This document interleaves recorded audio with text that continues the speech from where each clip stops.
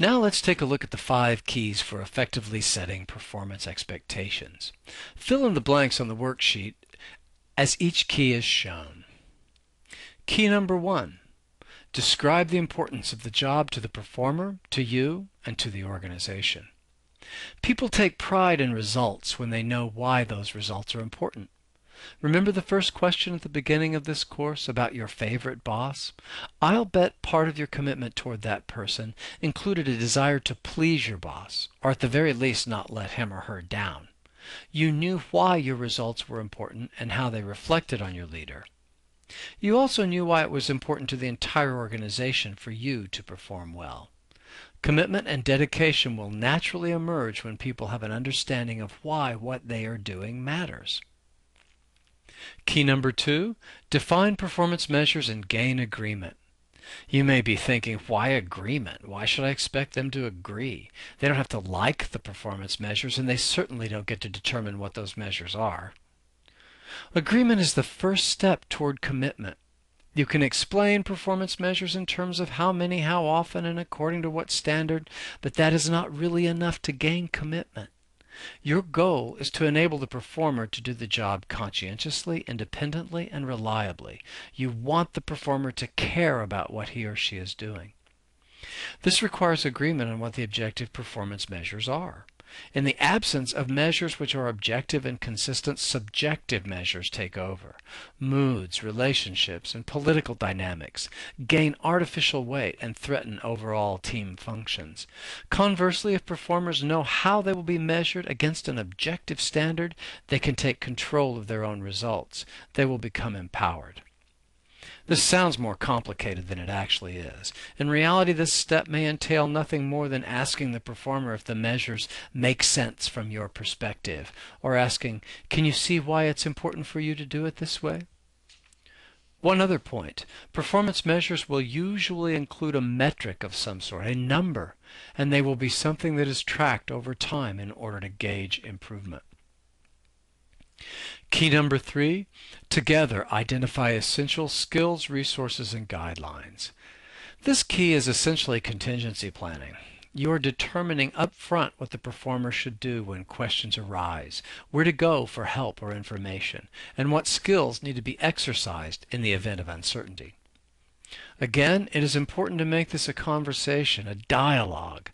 By including performers in the exchange, you will be fanning the flames of commitment rather than laying down the law in a one-way data dump. By asking more than telling, you will also be able to determine just how much of the information is getting through. Hypothetical questions are a good way to involve the performer and also to ensure that contingencies are anticipated. Your goal with this key is to head problems off at the pass, to prevent situations in which performers fail to meet expectations because they didn't know what to do in a given situation. So, what would it make sense to do if? Who would you go to for? Where would you look if you needed to know? Key number 4, check for understanding and commitment. You will want to know that the expectations you have communicated are indeed understood. To accomplish this, performers must play it back for you in a way that lets you know they got it. Simply telling you I got it does not ensure that they indeed understand. You want to express confidence in their capability, but you also need to know for sure that they have a thorough understanding of what is expected of them, both routinely and in exceptional circumstances. My favorite method of accomplishing this is to ask them to play this all back to me so I can make sure I haven't forgotten something. By framing the reason you want to hear it all again in terms of your own thoroughness, you will determine what they learned without communicating that you think they may not have gotten it. You will be making it about your own thoroughness rather than theirs, and you will be asking them to help you. Asking for their help grants them an adult sense of power and ownership. Then finally ask for a verbal commitment. Ask, can I count on you for that? When they say yes, they have essentially committed to a verbal contract of sorts. They will have given you their verbal signature on what is fundamentally an interpersonal contract. And if they fail to live up to their end of agreement, it is then much easier to address the problem than it would be if they had never committed. It is much easier to address a broken agreement than an unfulfilled one-way expectation. Key number 5, establish next time to review early progress. This is an extremely critical step and one which, if skipped, can have negative effects on long-term performance. The pitfall ironically occurs when performers do well initially. But what happens when a supervisor or manager neglects to follow up? First, the chance to offer recognition and reinforce the desired behavior is missed. Next, the employee may get the impression that what was communicated as very important really wasn't that important after all. But too often supervisors and managers believe that if things seem to be going smoothly, then no action is required. They succumb to the tendency to focus on what's going poorly and leave what's going well alone. This is a big mistake.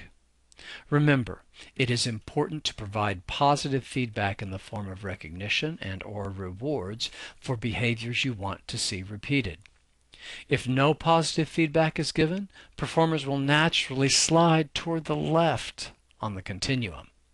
You will have cheated yourself out of an opportunity to reinforce the very behaviors you want to see continued.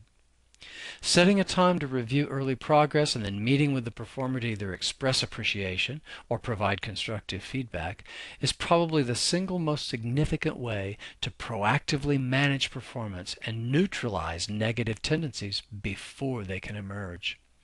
If you must reschedule this follow-up meeting, apologize profusely and sincerely.